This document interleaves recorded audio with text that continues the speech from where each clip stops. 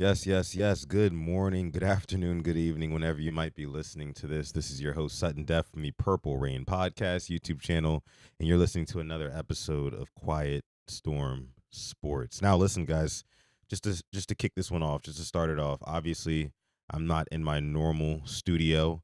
Don't think that's because the Ravens lost, and I'm just like dejected, which I am. But like, things aren't normal right now because I have company visiting my house. Family's in town right now, and my studio is actually part of my guest bedroom. So I don't really have, you know, full access to that right now. Of course, I do. It's my house, right? But like, I moved my studio equipment to my bedroom, so that's why I'm streaming from my bedroom right now. And I wasn't gonna go live originally.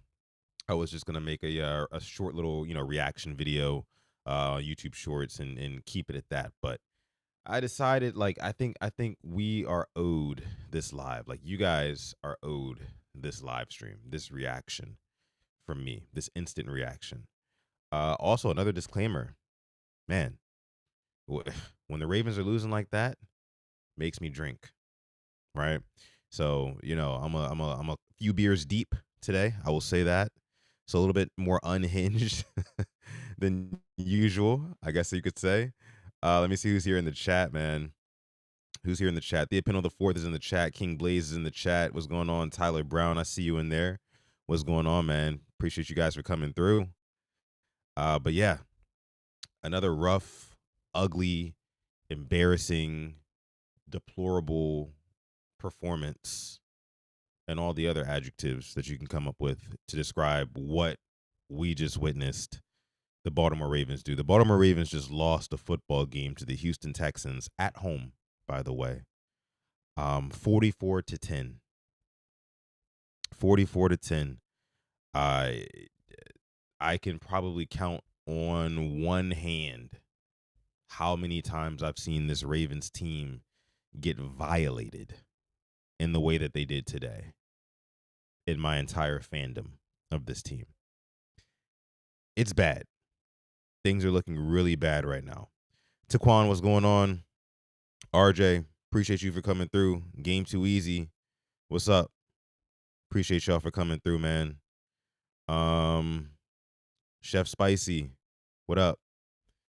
Shout out to everybody watching live right now. If you're not watching live, you're part of the hashtag replay gang, which means you're watching this episode of the show after I've gone live. Shout out to you. Appreciate you for coming through as well in these dark times for a Ravens fan, right?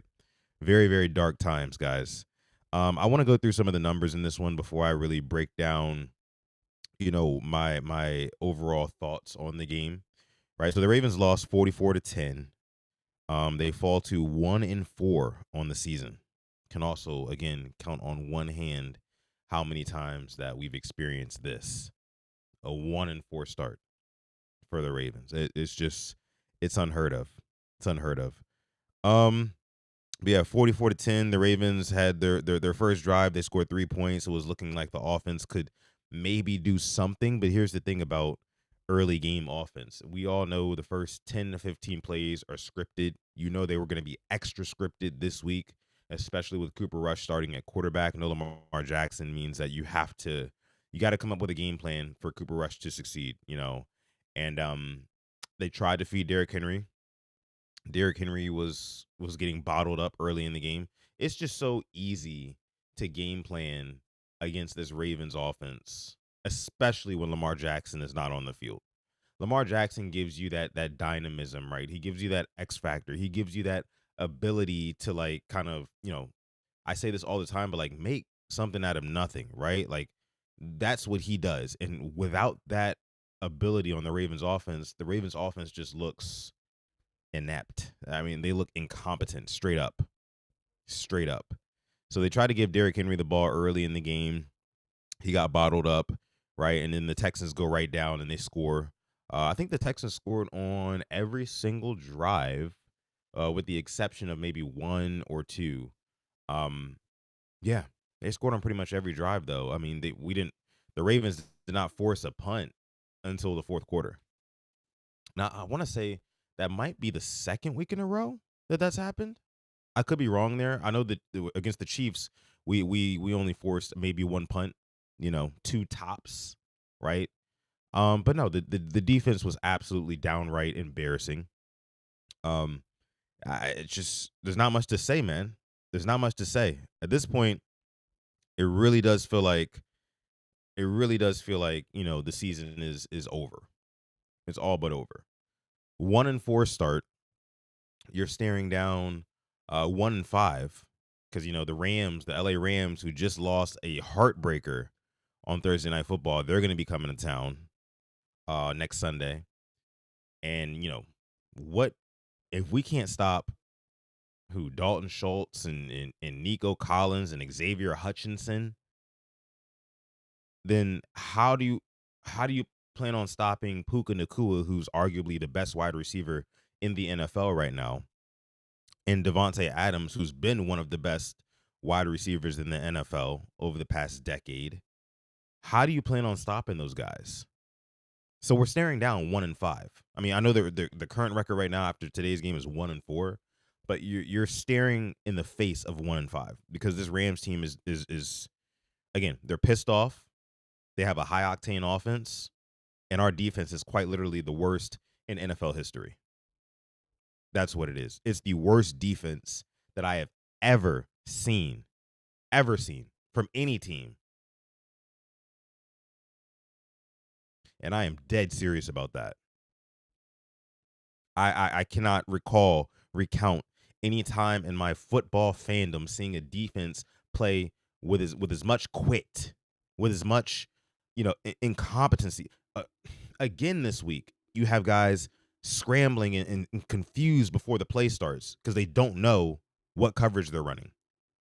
You guys saw it for the second week in a row. And I'm gonna get to the coaching in a little bit. But I'm just kind of like getting it out right now, guys. So bear with me. Bear with me. If you're just getting in here, thank you for coming through to this episode of Quiet Storm Sports. Like I led the episode with, I'm not in my normal studio today. I've got company in town, and they're occupying my studio room / guest bedroom. So I'm in my bedroom, and I'm giving you guys this live stream from here. I wasn't gonna go live originally, but I felt like I needed to, man. Felt like I needed to. Team showed no heart, zero heart. It was terrible, bro. Terrible. Dylan, what's going on, Dylan? Says we are so bad. Texans offense was ass all year till today. Yeah, this was their get right game. Any team who faces the Ravens, if you're struggling, I don't care if it's the New York Jets. I don't care if it's the Carolina Panthers. I don't care if it's the Miami Dolphins. Whoever. You play Baltimore, that's your get right game. I saw somebody tweet today. I think it might have been my guy Black Daniel. Shout out to him. Oh, what's going on, Black Daniels? I see you in the chat. Black Daniels, I think he tweeted. He was like the Texans just had an extra day of practice. The Ravens just happened to be on the field, and that was just spot on, because from start to finish, the Texans were just everything was a layup. Everything was a layup, and of course things started to go. It started to go from a bad situation to a worse situation later in the game as the game wore on. But early in that game, you could just tell, like everything, like the CJ Stroud was totally comfortable in the pocket, right? There was a sack by Kyle Van Noy early in the game, but that was on a super busted protection from the Texans offensive line. And, it was a very Kyle Van Noy-ish sack, right? So now you guys kind of know what we're saying when 12 and a half sacks, cool, last year, right, for Kyle Van Noy. But, like, how impactful were those sacks? Somebody needs to come up with a stat of, like, how impactful, like, the how do I put it? Again, just how impactful are these sacks that you're getting? Because are you getting them in the first quarter of a 1 p.m. CBS game where your team is losing, right? And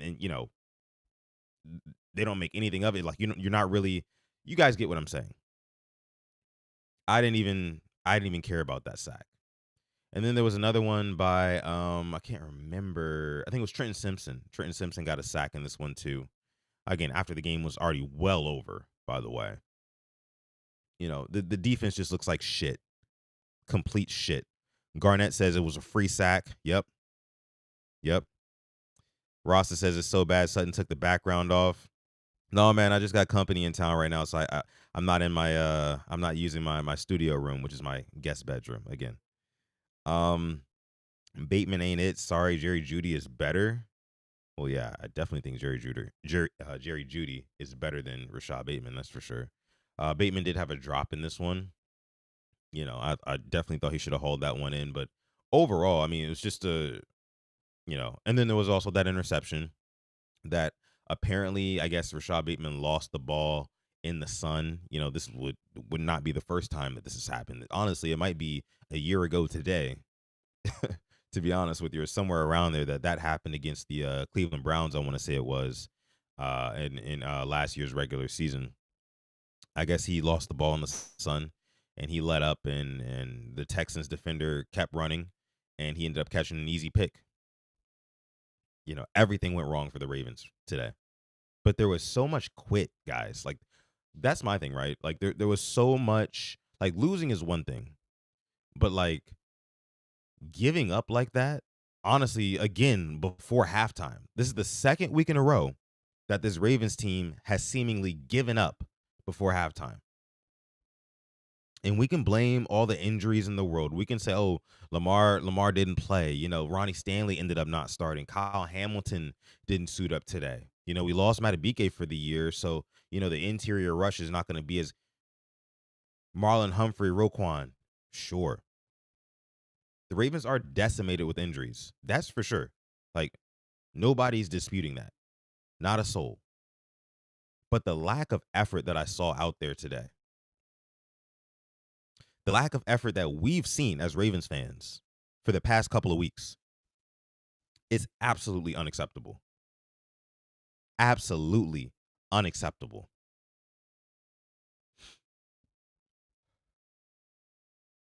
Since what's his name? Uh Kyle Hamilton. Since the Kyle Hamilton spoiled allegations, the comments that he made the other week, the Ravens are 0-2, right? Uh and they've been outscored something crazy. You know what I mean? I think we've scored 30 points in the past 2 weeks combined, right? Yet we've given up how much? Like 80 some points? It's honestly it's so embarrassing. It's embarrassing right now. I think that this Ravens team is the worst team in the National Football League. I think they're the worst team in the National Football League. And like that might seem a little bit reactionary, but no. When you have a team who goes out there and literally they can't get off field, they can't get off the field. The defense can't get off the field on third down, right? But even more importantly, again, I think the coaches, like the coaching, is telling you right now that like, hey, like we might be punting on this season. When you hold on, let me give you this stat really quick. Let me give you this stat. Guess how many fourth downs the Ravens converted today? None, because they never went for it on fourth down. 0 for 0 on fourth down conversions and attempts. They never went for it. It was just almost as if the coaching staff knew. John Harbaugh said, "You know what? We're going to lose this game.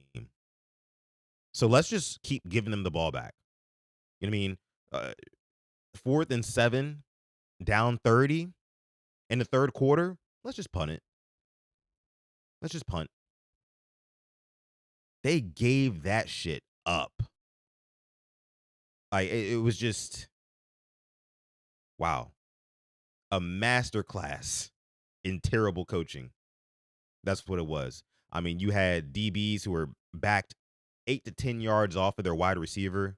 CJ Stroud got in a rhythm early, right? CJ Stroud ended up, oh, yeah, that's right. I was going through the numbers, right?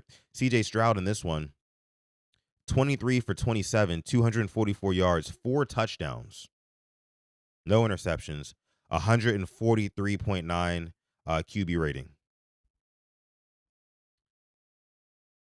You notice I said no interceptions. Meanwhile, Ravens quarterback Cooper Rush, let me read through this. 14 for 20, 179 yards, no touchdowns.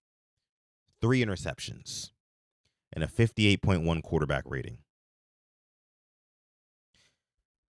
Can somebody please tell me why the Ravens would go and sign a Cooper Rush for $6 million or whatever it was, right?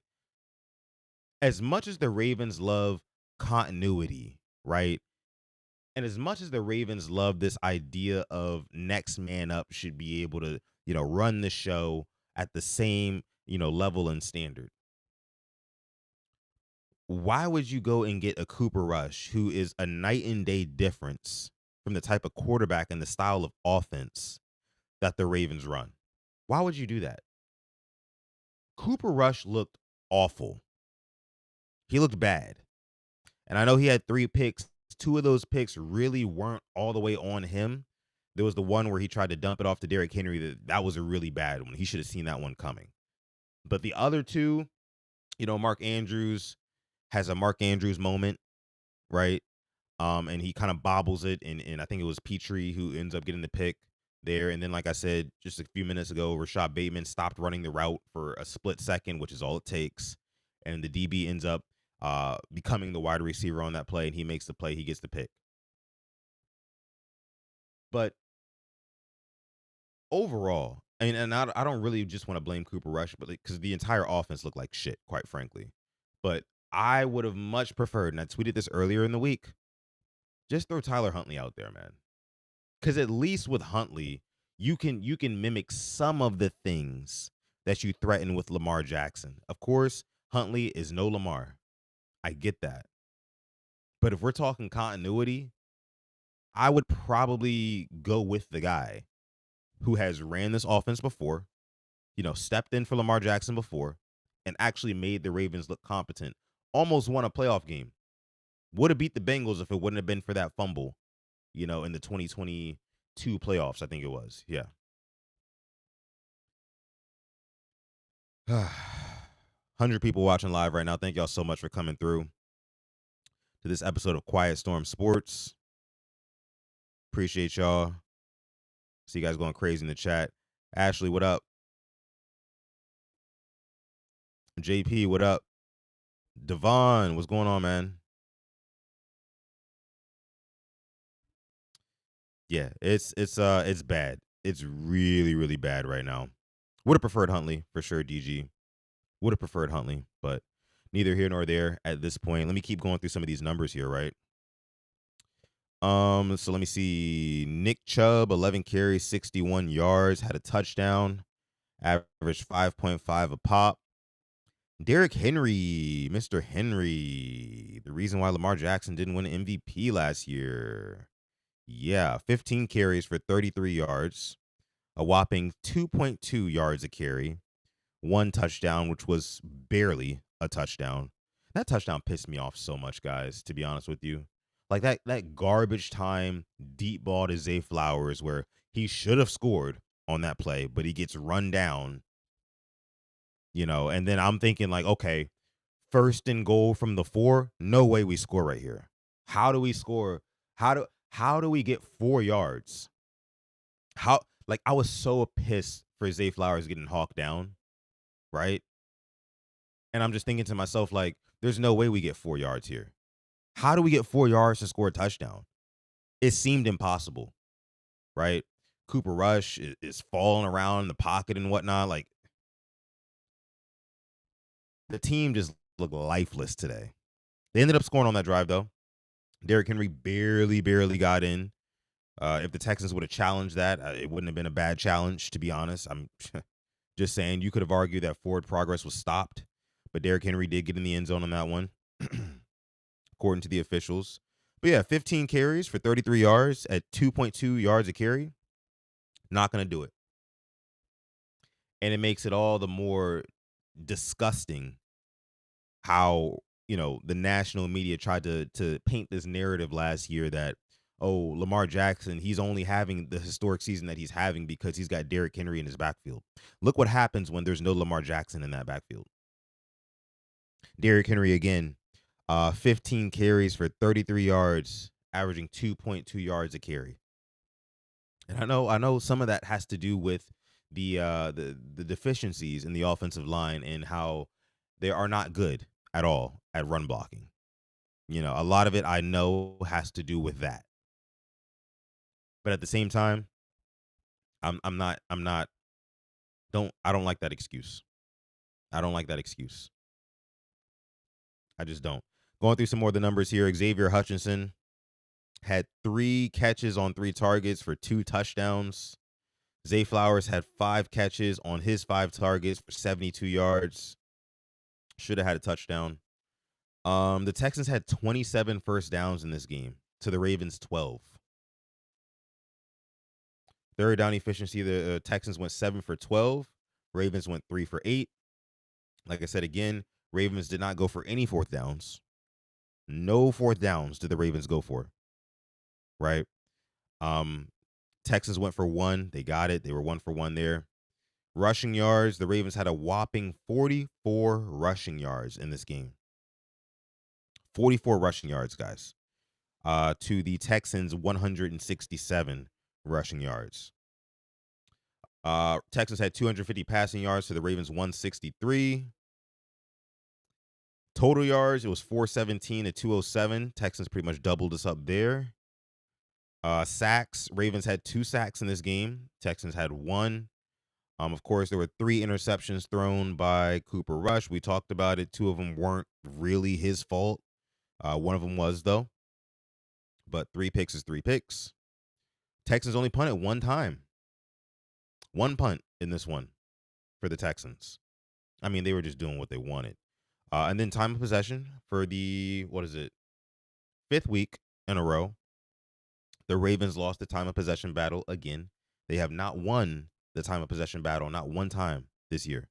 Not in a single game have they outpossessed their opponent. Another big reason why they're 1-4. But time of possession was 36 minutes and 33 seconds for the Texans and 23 minutes and 27 seconds for the Ravens. Couldn't stay on the field. Couldn't get the run game going. Man, I don't know. Khalil says Houston did all that showboating on an injured team. Shoot, let them showboat, bro. I like the showboating. See what Ross is saying? I like the showboating. Yeah, embarrass us. Make us feel it, man. Honestly, I was upset that the Texans didn't score 6 more points and put up 50. Because I think, I think putting up 50 would have sent an even louder message to the upstairs of the Ravens, right? It would have sent a louder message that says, hey, like, yes, we know that there was no Lamar Jackson, right? We know that no Ronnie Stanley didn't play in this game. Marlowe and Roquan and Hamilton and a couple other guys are out. We lost Matabike for this season. I know that, but like, there's no reason for somebody to put up 50 on us. Chike making it rain in the chat. What's going on, Chike? Appreciate you for coming through to this episode of the show. Let me bring up Chike's comment here, dropping the 10-piece in the chat, making it rain here on this episode of Quiet Storm Sports, man. Chike says, Sutton, what name do you want to replace Harbum? Also, excuse me, guys. Also, what are your thoughts on the Dodgers coming back to beat the Phillies 5-3 and Philly to take game 1 of the ALDS and the Eagles losing to Denver? Okay, so that's a lot. That's a loaded super chat, Chike. But I'm going to try to get through it. Who do I want to replace Harbaugh? I mean, if it was something that were to happen right now, if the Ravens were to fire John Harbaugh, hypothetically speaking, because that will never happen. I mean, again, what a part of what makes this loss so frustrating is the fact that, just like last week, much like the Chiefs loss, right? Ravens are going to be able to chalk this loss up to injuries. They're going to be able to say, oh, we didn't have Lamar, didn't have Roquan and Marlowe and all the names that I've been mentioning all episode that did not play in this game. So they're not looking at Harbaugh. Harbaugh's job is protected. It's protected by the fact that Lamar Jackson. Harbaugh's job, win, lose, or draw, rain, sleet, snow, or shine, is protected by Lamar Jackson, one way or another. It just is. If the Ravens play and Lamar Jackson, if the Ravens lose and Lamar Jackson has a bad game, or if he has a turnover, even just one turnover, you can chalk it up. Oh, Lamar needs to stop turning the ball over. He needs to make better decisions with the football, right? If Lamar Jackson is hurt and is not playing, it's, oh, Lamar Jackson didn't play, so we can't really blame it on the coach, right? So there is no point, there is no out, you know, for this Ravens fan base to really justify John Harbaugh being on the hot seat. I've said it many times on this here podcast. His seat is not hot, guys. His seat is as cool as a cucumber. He got no worries, bro.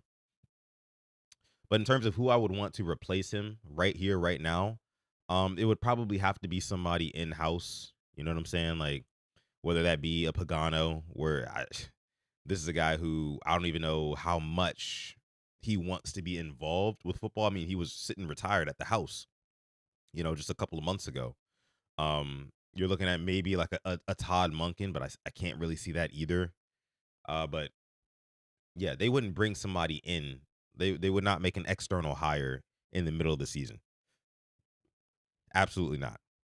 I don't think they fire the coach at all mid-season. Now, if we're talking about after the season, in the off season, then there's a couple of candidates. Maybe like a Brian Flores. I think that this Ravens team needs a culture change.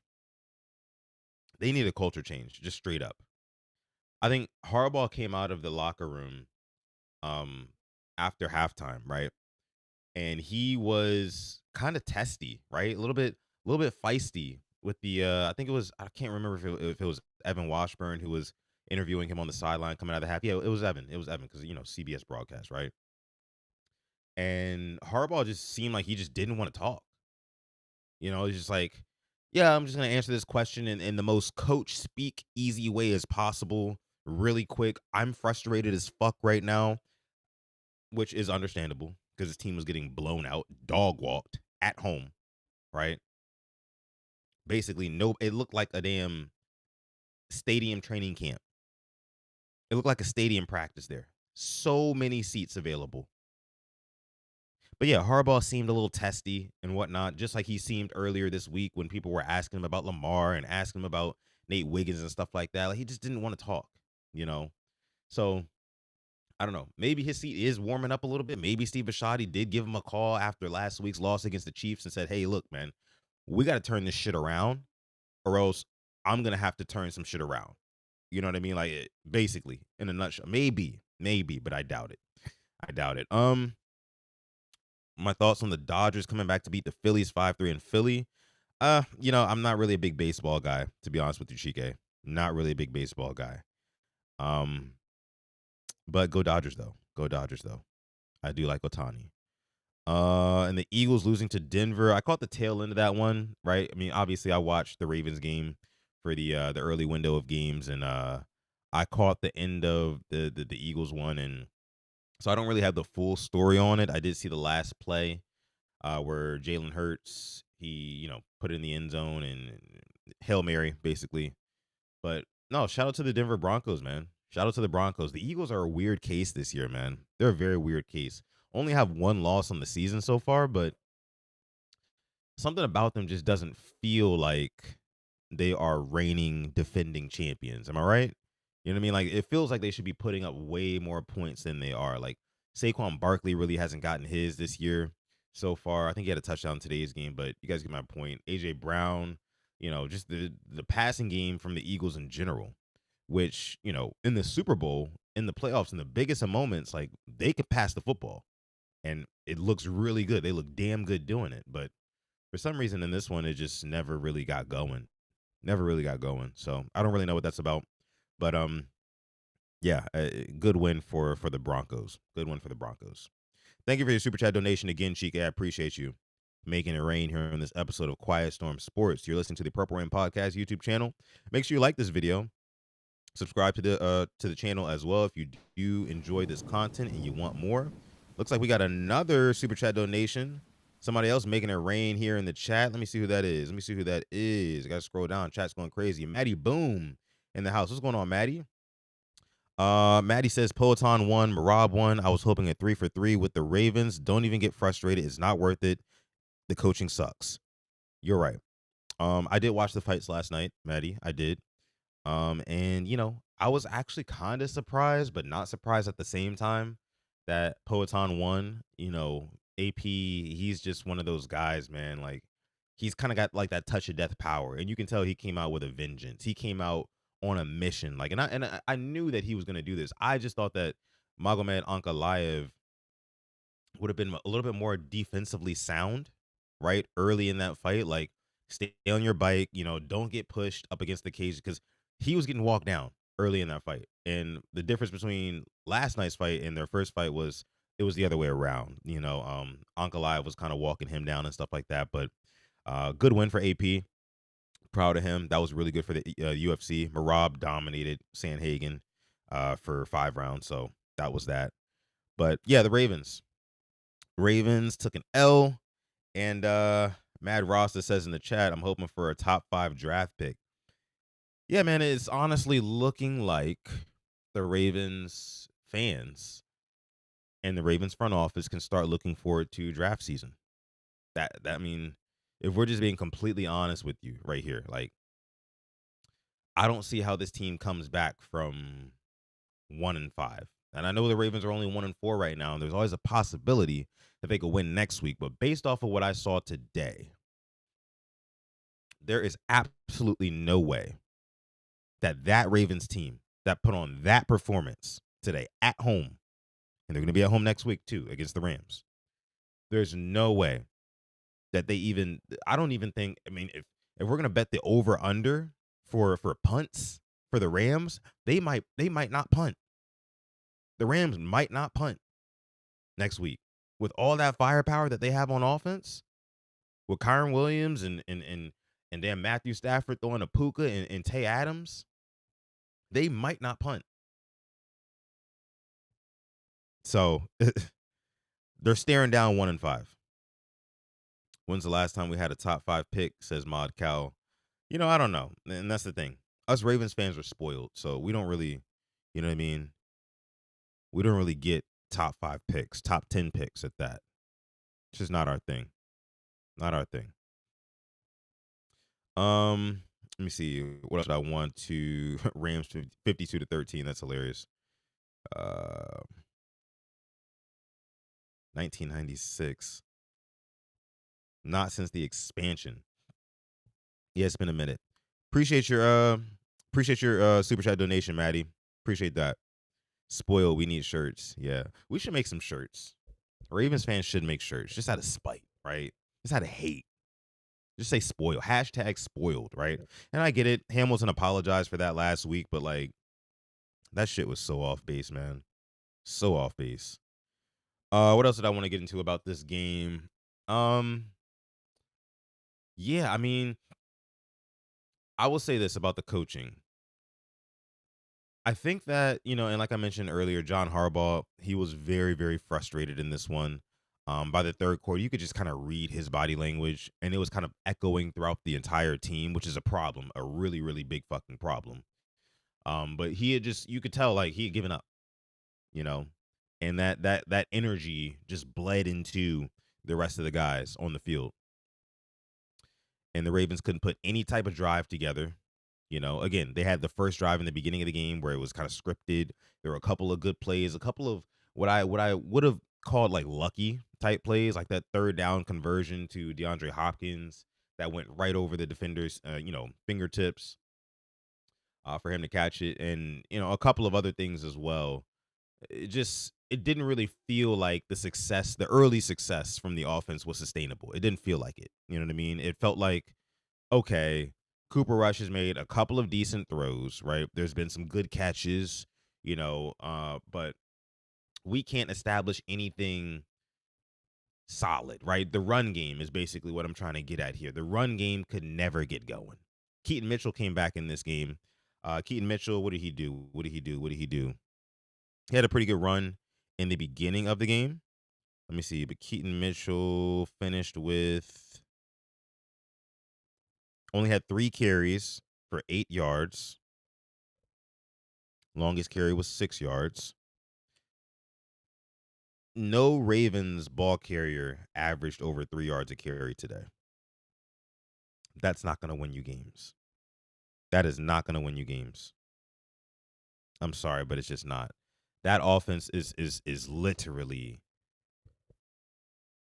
there's not much you can say about it. And I can't really put a lot of the blame on Todd Monken because again, when you don't have Lamar Jackson, you see how easy it is to game plan for this team. I still think that this, the struggles that the Ravens team has gone through this season is mainly on the defense. You know, if I'm Steve Bisciotti, if I'm Eric DeCosta, if I'm John Harbaugh, I think it's time to make a change. You got to make a change of defensive coordinator, man. Zach Orr is just, he's not been it. He's given up. He's literally got the worst defense in the league, like the worst. They gave up 44 points today. I think the Ravens are giving up on average, what? So they gave up 44 today. They gave up, 38 against or 37 against the Chiefs, 38 against the Lions, right? Gave up 41 against the Bills. Do you see, like, there is just no way you justify,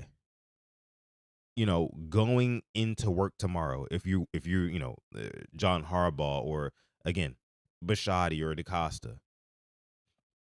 There's no way you justify like saying like, oh yeah, like we have no worries about Zach Orr and his defense. They're gonna get it together. A couple of guys are just banged up. No, this was going on before the injury started to pile up. And now the players look like they have no fight. There has to be a change made, or else the Ravens are punting on the season. That's all it boils down to. And like I said, the Ravens went for it on 4th down 0 times today, despite being down multiple possessions for the majority of the game. They never went for it on 4th down. Never went for it. They either punted the ball or turned it over. That is an indicator right there that, like, hey, like, we have no faith in winning games without Lamar Jackson. We're not even going to try, is what that says. So with that being said, it feels like right now that the Ravens have capitulated and punted on this 2025 season. That's what it feels like. Right?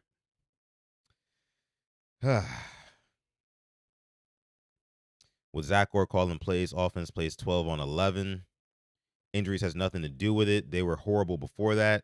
Exactly, Alaskan man. They were terrible. God awful. Fans were chanting "Fire Harbaugh" in the stadium. Oh, I didn't know that. That's interesting. Oh, man. That might have been part of the reason why Harbaugh sounded so testy, coming out in the third quarter. He probably just had it. Like, he's just, I don't know, man. I think it's just time for a change. It's okay to amicably part ways with a head coach. Even some of the best coaches of all time, that's what their organization had to do in order to move forward. But again, this Ravens organization, you've heard it from the owner over the offseason. They value continuity. Steve Bisciotti, he hired John Harbaugh personally. So that's his guy. Harbaugh's also delivered him a Super Bowl, although I wouldn't, give all the credit to John Harbaugh, or not even a third of it really to John Harbaugh for that Super Bowl winning year.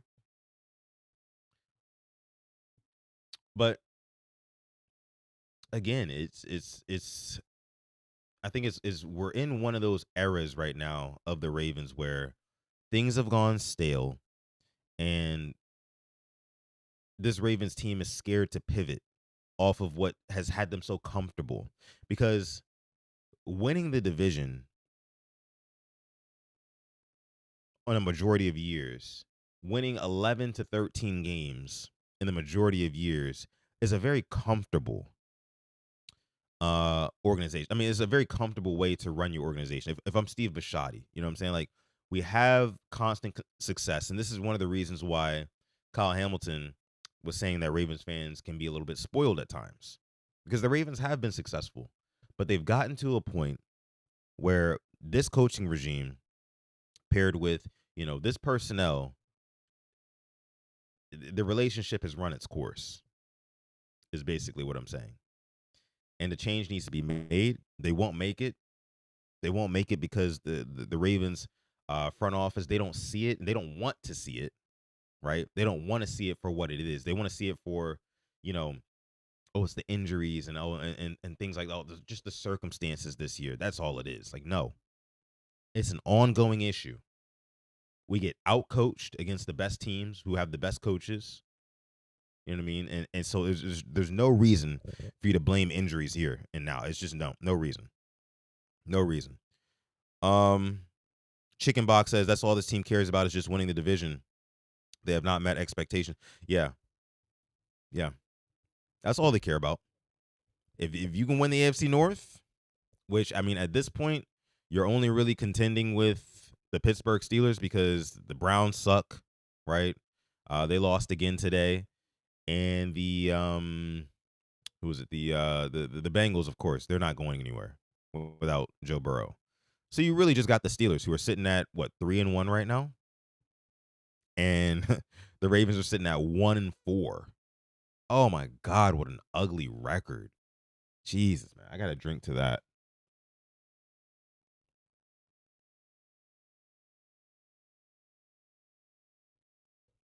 Crazy times in Baltimore, guys. Crazy times. I really, again, I don't even know what to say in a lot of this. And, of course, I'll be live tomorrow with Alex, and we'll break it all down too. But 1-5 next week. It says Chicken Box. I agree. I agree, man. We're staring down 1-5. I thought that let's talk about the pass rush a little bit. Like I said before, Kyle Van Noy had a very Kyle Van Noy-ish type sack. Low impact, didn't really matter. Very easy, kind of free. You know what I mean? But other than that, CJ Stroud was mad comfortable in the pocket, just dropping back and just surveying the field. Oh, Nico Collins is over here. Oh, Xavier Hutchinson is over. Who the fuck is Xavier Hutchinson? And why do we let him score 2 touchdowns? I mean, you're letting him catch back shoulders and we can't get no pressure on CJ Stroud. Stroud is back there comfortable as can be. Today was only the second time in his career that he had a game where he threw for 3+ passing touchdowns. Only the second time in his career that he's done that.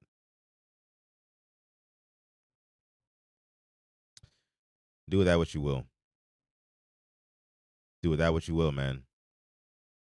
Christian Kirk scored in 2025. Yeah, man. Yeah, man. CJ Stroud could have ate a dozen of crabs with how much time he had back there. No pressure. No pressure. And losing Nnamdi Madubuike, guys, look, it's one of those losses where, you kind of still expect the Ravens to be the Ravens, after losing a guy like that. But it's like when you really think about it, he was probably, again, I've said this before, top 3 guys the Ravens could most ill afford to lose. Because if you're not getting that interior pressure and you're not helping out your edge rushers with that interior pressure, if you can't threaten that, quarterbacks are going to be back there all day long. All day long. And again, this Houston Texans offense came into this game, I think the 29th ranked offense in the league, averaging 16 points per game. The Texans were averaging 16 points a game going into this matchup today versus the Ravens. And they almost put up 50.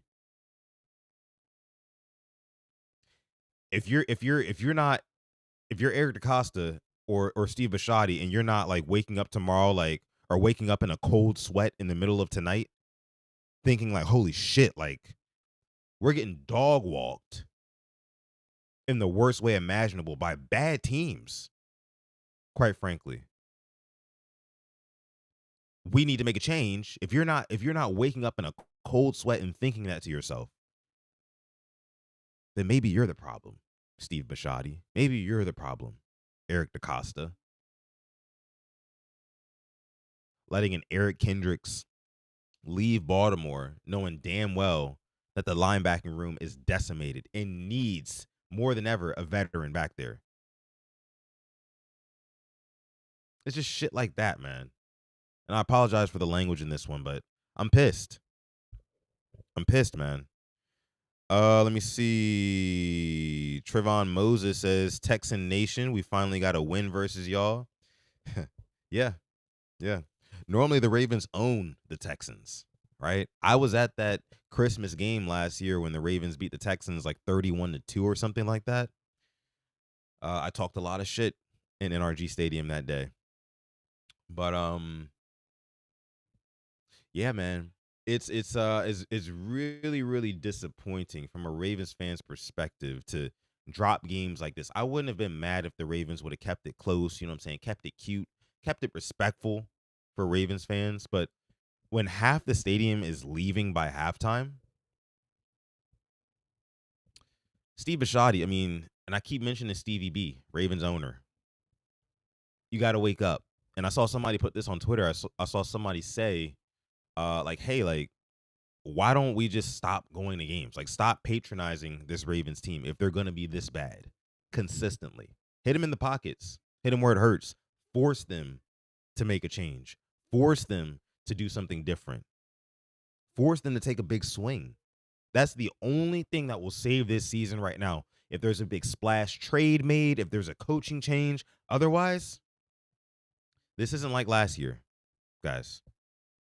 This isn't like last year. This looks and feels different from the Ravens' early season struggles last year. Because at least those guys last year, they were trying. They were just getting beat.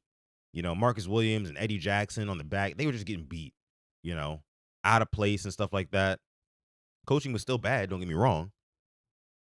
But they were just getting beat for the most part. Now, it's just quit. There's no fight. They look absolutely lifeless.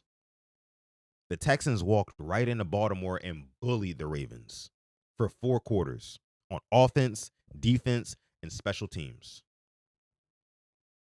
Tyler Loop had an ugly miss in this one. Let me see what else you guys are saying in the chat here. Ryan says, if I'm the owner and the fans aren't filling the seats and leaving in the second quarter, I'm 100% firing someone. It's pretty fucking simple, dude. That's what I'm saying, Ryan. That's what I'm saying, bro. There's just no way that if you're Steve Bisciotti, you don't think that a change needs to be made. There's no way. No way. Crash their retail system. I don't even think a trade would do anything. Yeah, honestly, I think it's more so just like a coaching thing, to be honest with you. Because one trade, you're right, Alaskan. You're right. One trade probably would not tip the scales or swing the pendulum or whatever saying you want to use to like really turn the season around. I don't think that one trade would do it, no matter where it is, whether that's the defensive line, if you trade for an edge rusher, if you know, get another DB, whatever. You know what I'm saying? Like nothing would change that.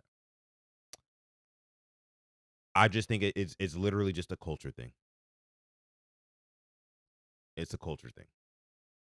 There needs to be a culture change in Baltimore. Quite simple as that. That's all it boils down to. You know, because right now, guys aren't buying into the message. They're not buying into the message right now. It's just quite as simple as that. Simple as that. Cheers to that, guys.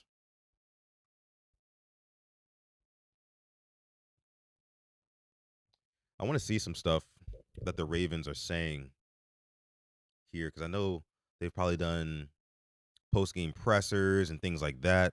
Duck says Ray Lewis for head coach. Let me see. Let me see what the Ravens have to say about this embarrassing fucking loss.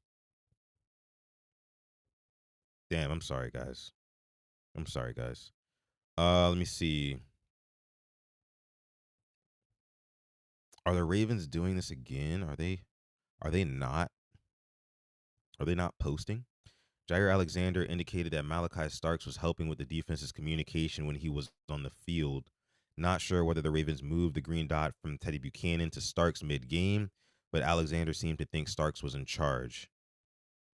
Yeah, so maybe having Teddy Buchanan, rookie, wear that green dot was an absolute fucking fail. And of course, Starks is a rookie as well, but early in that game, the miscommunication was clear, bro. The Ravens defense was not comfortable. They, they're not playing with any sort of confidence or juice because they don't know what they're doing out there. They're lost. They're just out there doing whatever, bro. And they're allergic to turnovers. I don't even expect for the Ravens to turn a team over now. I have no expectations for that to happen at this point. Did Nate get hurt during the game? Yeah. He got evaluated for a concussion, but he cleared concussion protocol, and I think he came back into the game after that. I'm not sure, but I don't think he sustained any real injury. Rookies with the green sticker is a statement. Yeah, I mean, it's definitely a choice. Definitely a choice, man. That is for sure. Looks like the Ravens. Yeah, Ravens aren't tweeting. Oh no, they got some little something here. Calvin Noy.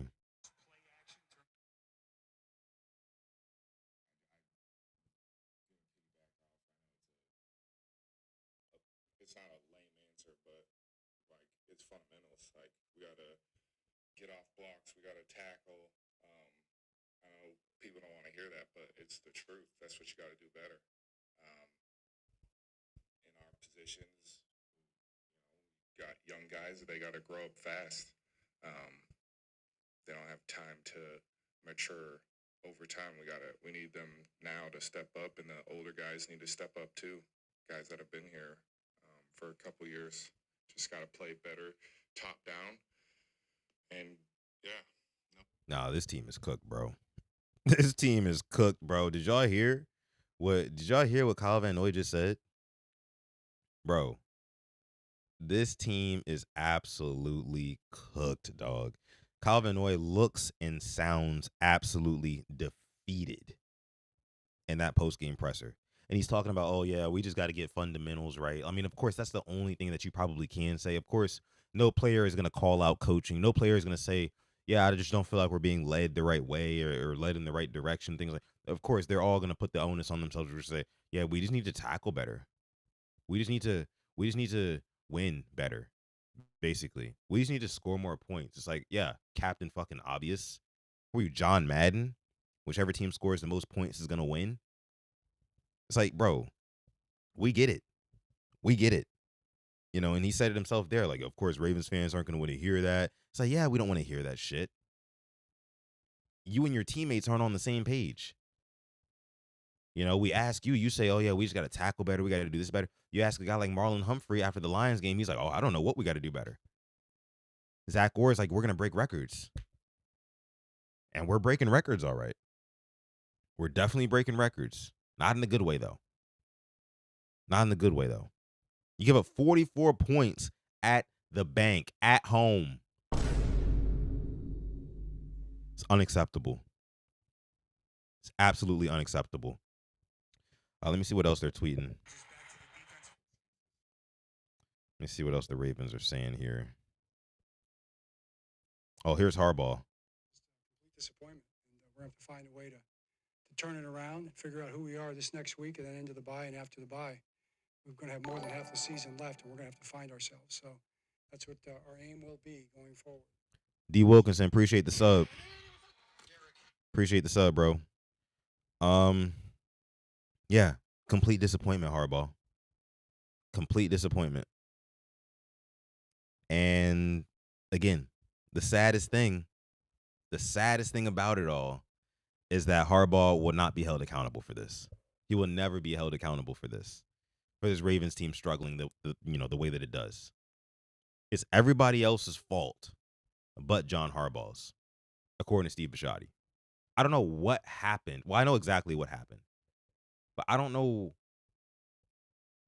Maybe I'm wrong about it. Maybe I have it wrong.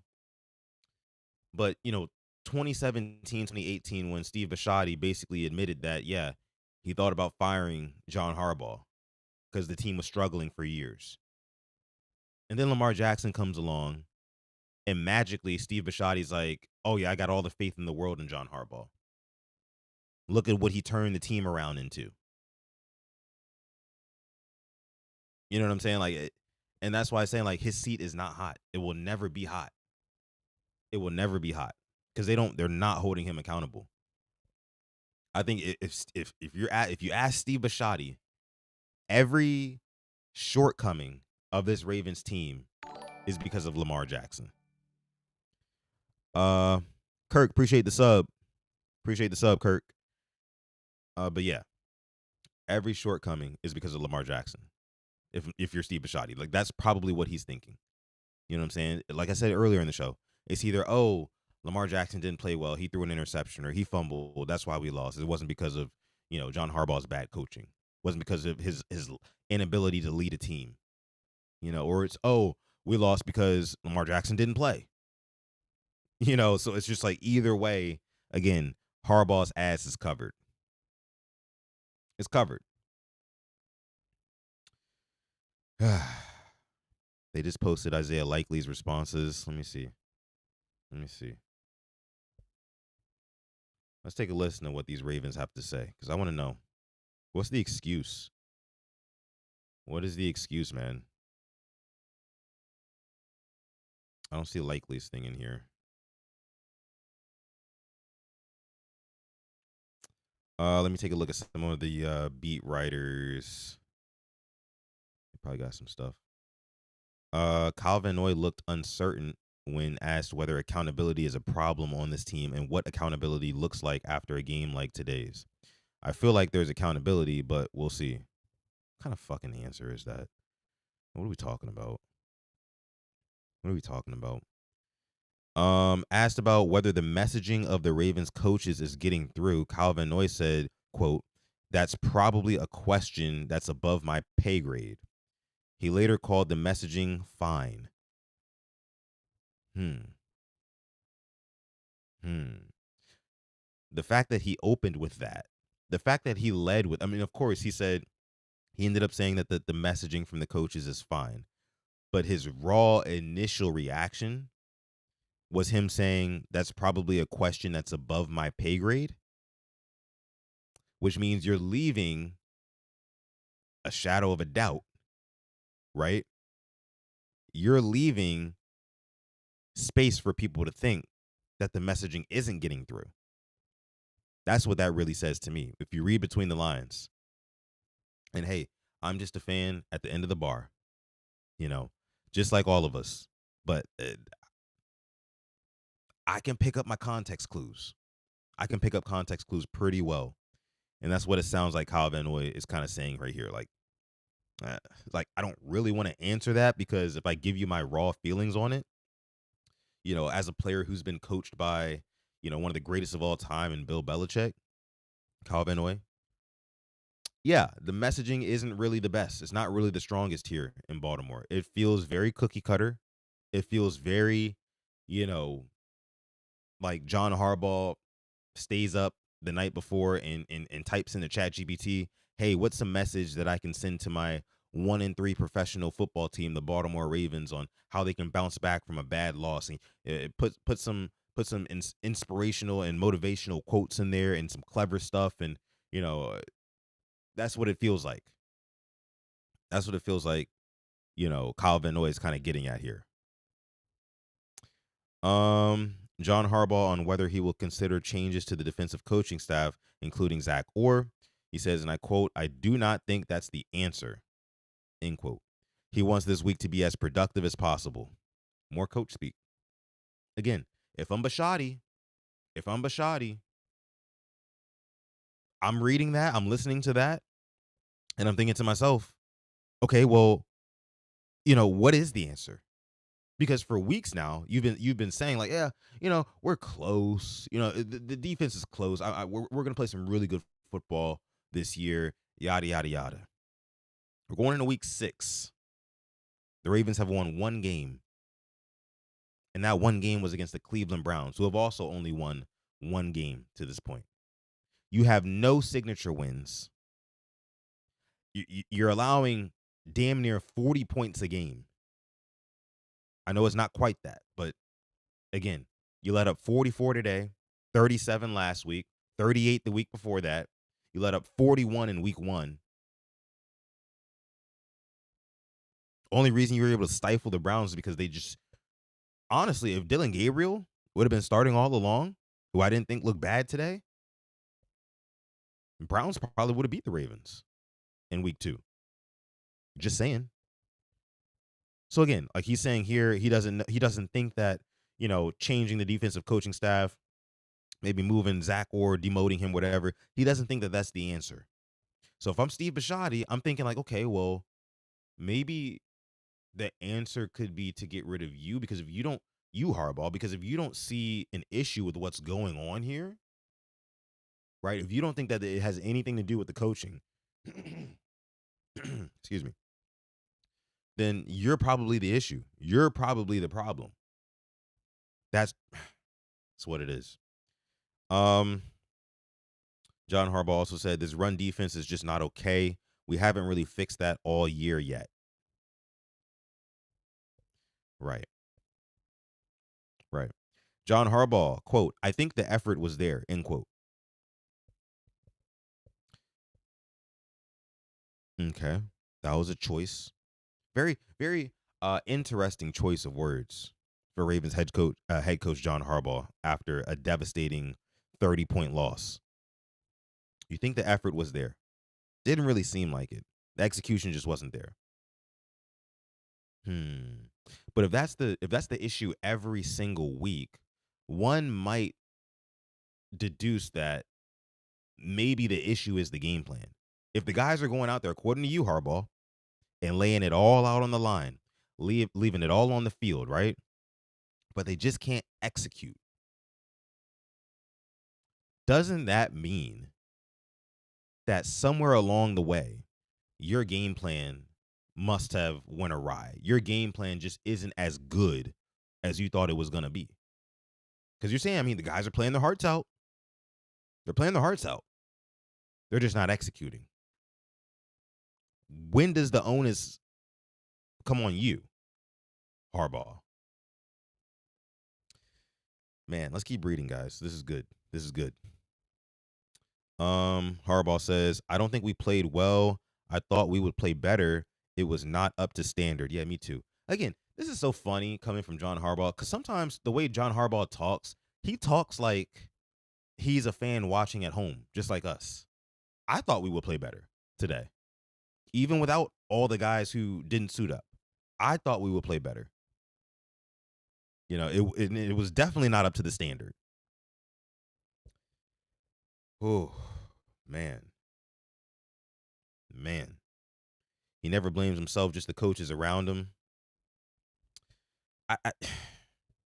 John Harbaugh, he really he blames like the void, right? Like, I mean, obviously I know as a coach, as a head coach, you don't want to get up there and be like, yeah, it was this person's fault, that person's fault, and like start naming guys. I get that. But for every time you're just like, oh yeah, I mean, we just didn't get it done. It's like, yeah, obviously.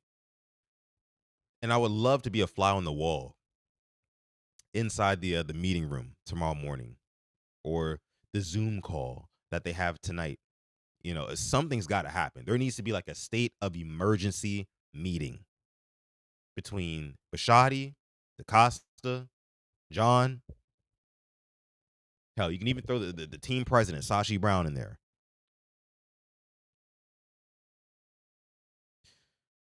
Softball political answers is all they give. Yep, that's right, Logan. That's 100% right, Logan. John Harbaugh also said today, we got beat every way you can get beat.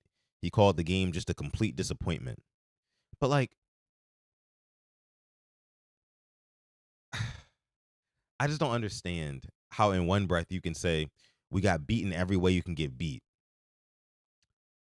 and then in another breath say, I think the effort was there.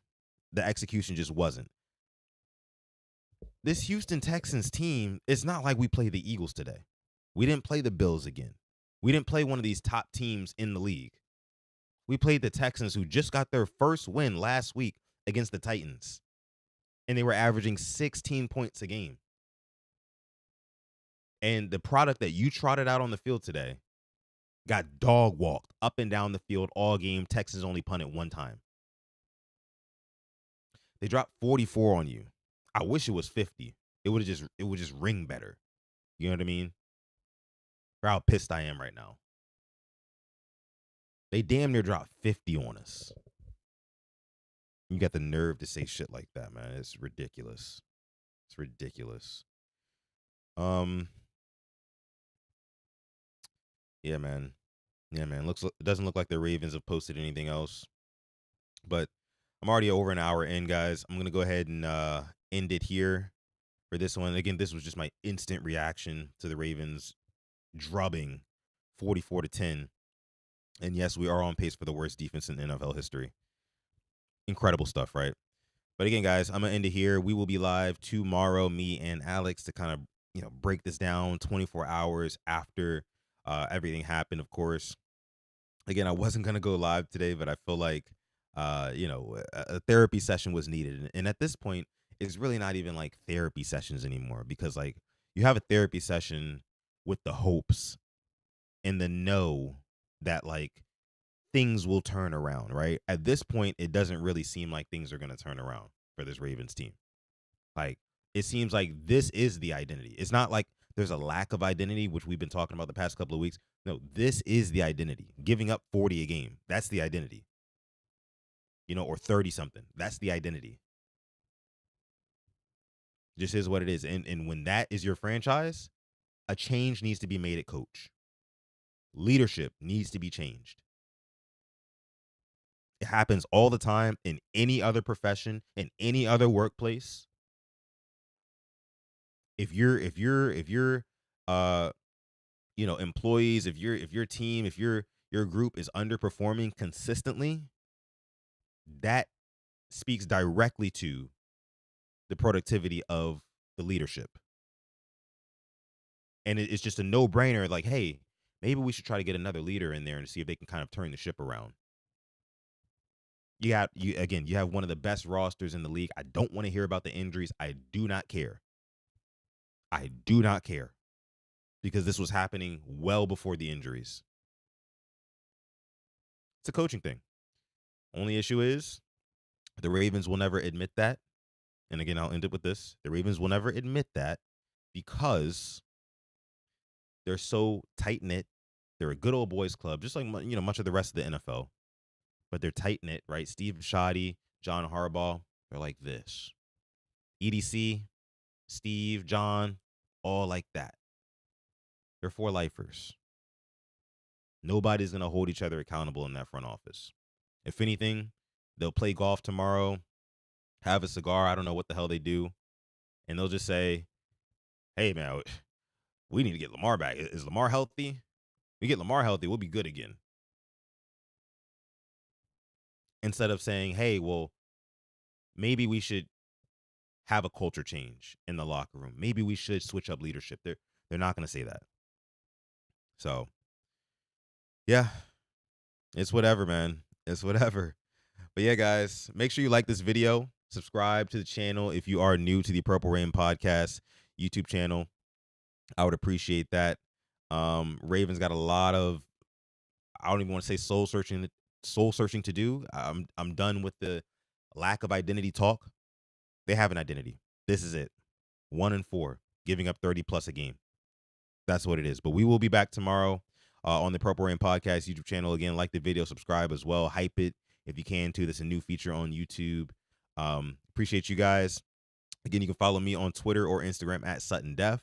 And again, guys, make sure you subscribe, because we will be live tomorrow breaking this down in full. So, like Alaskan says here, have a great day.